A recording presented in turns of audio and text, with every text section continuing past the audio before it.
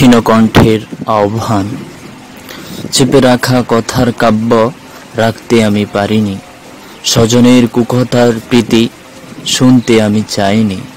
তাই তো আমি ক্ষীণ কণ্ঠে বলছি সম্প্রীতির রটানো বহু চলমান রক্ষিত কালচার নীতি। বেপরোয়া চলছে তারা সকাল বিকাল রজনী, উন্মাদ হয়ে ফিরছে সবাই শহর নগর কলোনি। ব্যস্ত সকল নবযুবক, ব্যস্ত সকল কুমারী, কোন এক বস্তু নিয়ে ব্যস্ত সবাই দিন ও রজনী। অনর্থক এক নেশা নিয়ে পার করেছে জীবনী। বেপরোয়া আর চিন্তা লাগে, ফেরেশানি আর চিন্তা লাগে, এদের লাগি বহুদিন।